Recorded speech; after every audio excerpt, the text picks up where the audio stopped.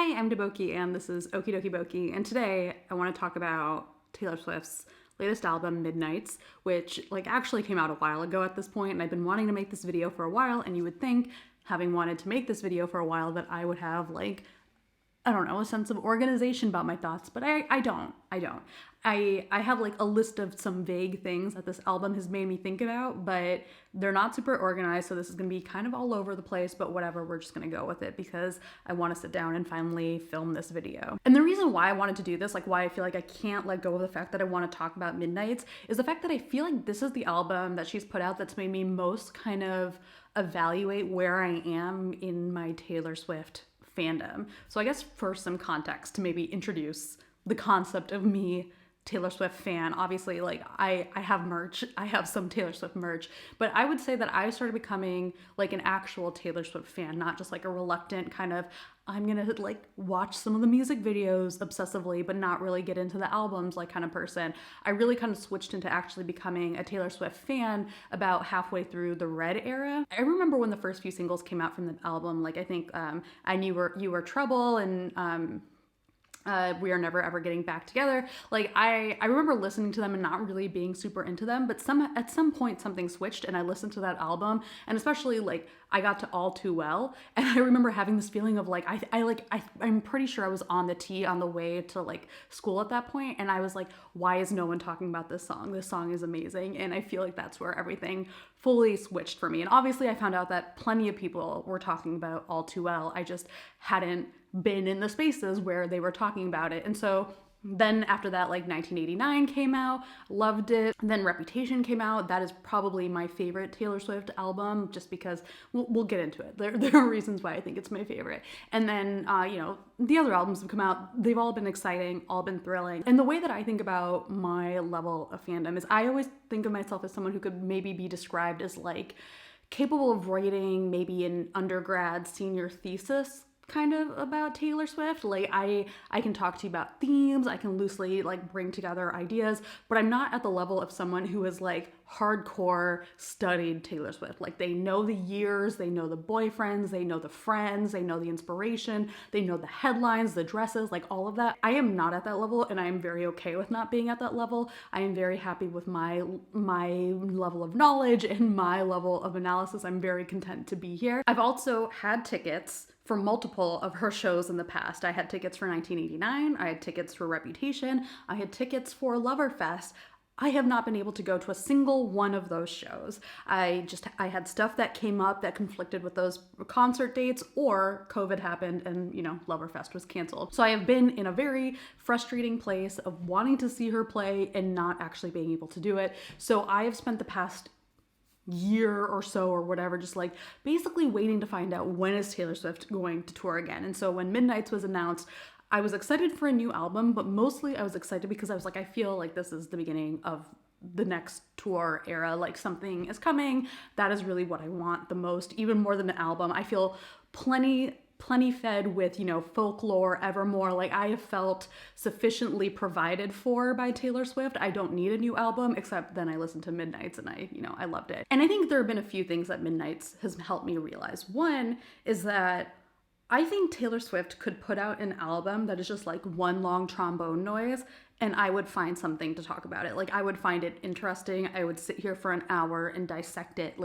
I am at a point where she can probably put out anything and I will find something interesting to dive into about it. Whether or not anyone else will find it interesting is not relevant. The fact is that I will find something interesting about it. So it's weird for me when people argue about the quality of an album that she's put out, because for me, quality has become secondary. And I recognize that makes me part of the problem to people, that when people get frustrated with her music, maybe being kind of repetitive in its sound and all of that stuff, I am one of the fans that makes it frustrating for you, because I'm I'm fine, I'm good, I'm happy. I am happy with the way that Midnight sounds. I am part of the problem, and it's fine. And I think this is especially true for Midnights, because Midnights is, as a lot of people have pointed out, very reminiscent of a lot of the albums that she's put out. I think, you know, there have been plenty of people who have thought of Midnights not just as Midnights, this concept album about like things that have kept you up at night, but also Midnights as this very self-referential album that's very like looking back on her past work, because Taylor Swift is herself looking back on her past work as she does a lot of the re-recording. So, you know, it's hard not to imagine that as she's re-recording Red, for example, that she might then follow back up with another song that's, say, like, you know, the 3 a.m. edition, would've, could've, should've, like, you know, following up on, you know, maybe if she's re-recording Speak Now, like following up on Dear John with that song, like, you know, like there's just, it's hard not to ignore the fact that if you were revisiting that material in that way, that you might then look back on it with your 30-year-old perspective and write a new song that takes in that new perspective and, you know, just come at it from a different angle. And that goes beyond just the lyrical content, that also goes into a lot of the sounds that are integrated into the album. When I first listened to Midnights, the thing that I had a hard time at first with it is how familiar a lot of the melodies are. Like, you just get to a point where you're like, these chords are really familiar, these sounds are very familiar, the way that the lyrics like flow is very familiar, and especially coming off of Folklore and Evermore, where I wouldn't ever argue that those albums are so completely outside of Taylor Swift's comfort zone that they were like radically different from what she had written before, but they were different enough that they were something really interesting to see, just like where she was going. I think there have been some times where she talked about, maybe it was like when she was talking about Evermore or something, where she would talk about like specific time signatures that were really unusual for her to write in, and I think those translate into the songs themselves. Like, probably I think Happiness was the one where I remember her talking about that, where the melody line of that is so different from the way that a lot of her other songs have sounded, at least to me. So it was cool to see her putting her songwriting into a different type of sound than what she had before. So when Midnights came out, it was like, oh, well, now we're back to melodies from Lover, melodies from Reputation. Like, there's all of these things that sound so similar that it was kind of a bummer, it seemed, to like be revisiting them at first.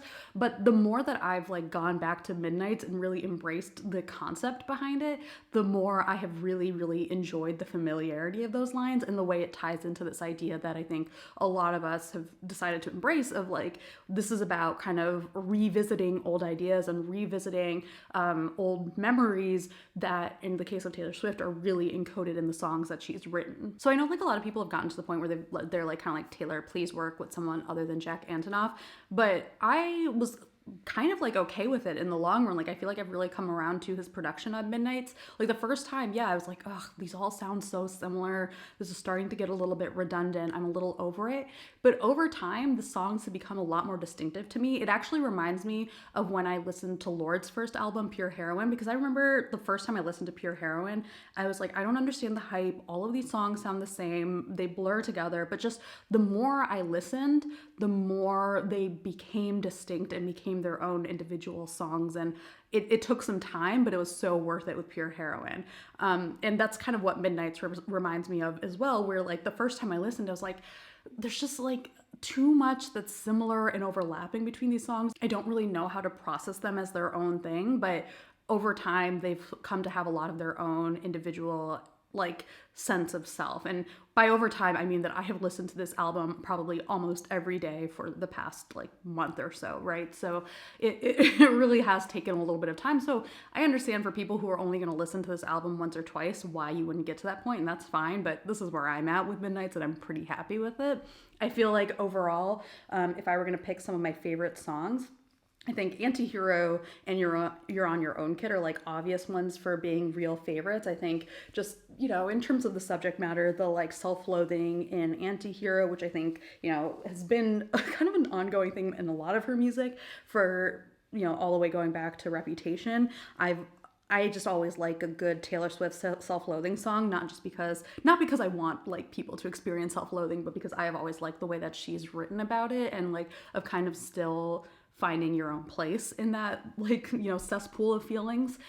You're on Your Own, Kid, also just like, people have talked about Midnights as a real like 30-year-old album. Like this is an album that really reflects a lot of the ways that people feel in their 30s. And for some people, I think that hits differently. Like, for some people, it's about like not giving a fuck anymore. And I'm really happy for people in their 30s who feel that way. I know that's a common refrain about what your 30s is supposed to be like. I personally have not hit that point yet. I have not hit the point in the 30s where you like get over the way that other people see you. I'm just not there yet. And I don't know that I would suggest that Taylor Swift is ever going to fully reach that point, just because I think part of being a popular artist is like thinking about what other people think about you. And I just feel like You're on Your Own, Kid is a song that's sort of like about that. Like it's about a very specific type of not giving a fuck, which is not about like not caring what people think about you, but sort of recognizing the way that you are responsible for yourself, and that is both like a blessing and a curse, like of just, I don't know, being alive and whatnot. So I really have come around on that. Labyrinth. I know people don't like Labyrinth. I love Labyrinth. I think it's such a good song. I'm a big fan of The Archer from Lover, so I think that is inherently tied together. Like I think if you're a fan of The Archer, then you're a fan of Labyrinth, because they're both repetitive but like very airy, dreamy kind of melodies. I just love Labyrinth so much. It's like a song that every time it comes on, it also reminds me of Epiphany from Folklore, because it has that similar kind of vocal style to it, of like that very breathy kind of like rising, almost choral like melody. So I just love Labyrinth so much. And then like a lot of people, some of the songs that I also really like are on the 3 a.m. tracks, like High Infidelity. I loved. I've always thought that one of the pettiest things that Taylor Swift has done is not write a song directly addressed to Calvin Harris. All the times that it seems like that relationship is addressed, it's really indirectly when she's really singing about someone else, like in Getaway Car. But High Infidelity, to me, from what I interpret, is about him, and it's like the first time she's really kind of done that, I think. Again, coming from my level of understanding about Taylor Swift. And so I just think this is such a good, petty song. Would've, could've, should've. Such a good song. That bridge, so good. One of my favorite Taylor Swift bridges, I think. And then there's Bigger Than the Whole Sky, really sad.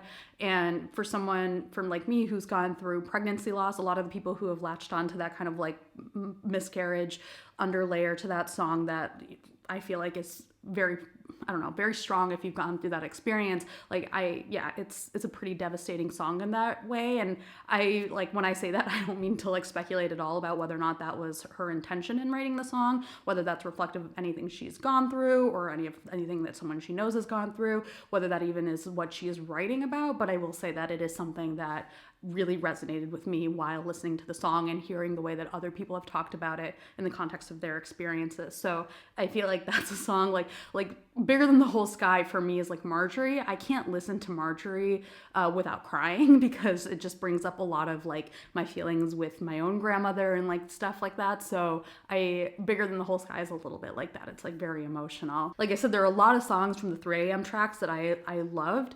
And I know a lot of people have said like, why weren't the 3 a.m. tracks the Midnights tracks? Like they should have been on Midnights and they're so much better and everything. And I will say that I don't actually feel that way. I really like Midnights the way that it is. There's something about it that works perfectly for me. Like, you know, there are in every Taylor Swift album a few songs that I skip, and Midnights, I think, is one of the few albums where I don't actually have any skips. I think partly because it's pretty tight. Like it's not a super long album. Like Lover is super long. So even though I think Lover has some really great highs on it, the lows on Lover are also pretty low for me. Like they're very like, this is not right. Whereas Midnights flows in a way that really works for me. And again, the cohesiveness, which some people would describe as repetitiveness, for me really, really works. And I think a lot of that is because the Midnight sound gets to me at what that Midnights concept is. And I will say that I feel like that concept, this idea of the album as like the thoughts that keep you up as midnight, the thoughts that keep you up at midnight, it's doing a lot of work, right? Like it's a very generous concept, because it means that you can treat a lot of the things that might be weaknesses on this album as actually like part of the point, right? Like when I talk about the cohesiveness of the sound, like I said, other people might call that repetitiveness, but to me it's like, I don't know, all your midnights are blurring together and all of them kind of sound the same in that way. Like that's something that I can put onto it, like I can project onto it, and it just works because I've let it work that way. And the same thing to me actually goes with the Midnights versus 3 a.m. tracks. For me, the Midnights tracks are a little bit more like that kind of loose sense of like you're trying to fall asleep, but it's not quite happening. And you're sort of like maybe half in, half out, but it's like not fully clicking yet. So you're just sort of sitting there and thinking. And so there's something very meditative about that, and just very like, you're on a ride. You're just kind of going with the thing that is most preoccupying at that moment. Whereas to me, 3 a.m., both in these tracks and in real life, like my experience of like 3 a.m. lack of sleep is like you wake up thinking about something, like something has upset you. Like 3 a.m. thoughts are for me the anxiety thoughts, the angry thoughts, the things that like really, really hit hard. They sound different. And that's why I like this distinction between the Midnights and 3 a.m. tracks. There's something about that again, in my chosen interpretation of the Midnights concept, that really works, because those 3 a.m. tracks are angrier. They have different production on them. They have the Aaron Dessner sounds on them. So there's something very different to them that works in that concept of how I interpret the things that keep you up at midnight versus the things that keep you up at 3 a.m. However, with all of this stuff said, with all of the stuff that I've said about like why I love Midnights, there are some things about it that it's made me understand towards the negative side, or I guess the more critical side. And the big one is really just that, like, while I enjoy like any Taylor Swift song, give me any one of them and I'll listen to it, in general, this album has made me realize that I don't like pop Taylor as much, because I really prefer her songs that are more story oriented. And those tend to be her more country songs, or her more like folklore / ever more indie-ish, I don't know what else to call them, kind of songs, which are really geared towards, here's a character, here's a story about this character, or here is my experience of this relationship and I'm going to describe the way it unfolds, or like this is going to be a dialogue between two characters and we're going to see the ways that this dialogue shapes over the course of the song. And there's something that like is very I don't know, temporal about them, where over the course of the song, you're actually seeing something kind of play out. Like you're seeing a series of events play out. And that doesn't mean that her pop songs never like fall into that category. I think the example that like for me stands out the most is Getaway Car, where that is a story. That is something that is fully got like a beginning, middle, and end, and that is like incredibly consequential for the understanding of the song. And I really love Getaway Car for that reason. I just don't tend to find that happening as much in her pop songs. So like, for example, people love Style, and I think Style is a great song. It's just not a Taylor song that does for me what I personally really like getting out of a Taylor Swift song, you know? And this might seem contradictory, because I said in the beginning that Reputation is my favorite Taylor Swift album, and that is definitely a pop album. But I will say that I think the reason why Reputation works for me is that even though each individual song may not necessarily all be getaway cars on that album, overall the album itself has such a story to it, like this story of being both in such conflict with the world around you, but also seeking so much solace in a person. There's something about the way that that album unfolded, both like in real life, but also in the context of the music itself, that really resonated with me at the time that I was listening to it, even though like I was, you know, not being called out for something by the Kardashians, and then like taking part in a relationship that people were trying to like figure out by like looking at my private like plane records or whatever. I don't know, like, right, like I like the actual substance of what Taylor Swift like was experiencing that went into that album is not remotely related to anything that I was experiencing at that time as a grad student who was just trying to figure out what she was going to do with her life. But the underlying like kind of themes of that album, in terms of like figuring out what you want for yourself versus what you think you want, because that has been a thing that has made other people happy, versus, you know, the feeling of also finding solace in a relationship with someone, like all of that stuff for me really resonated with where I was at that time. And it's been something that I think also kind of contributes to my enjoyment of Taylor Swift overall, as someone who is, you know, only a few months older than her. Like every time an album of hers comes out, it comes out at a place in my life where it's resonated. It is, I mean, I can't say that about the early ones, because I wasn't really listening to Taylor Swift when Speak Now came out and for like, you know, all of that. So I can't speak for those, but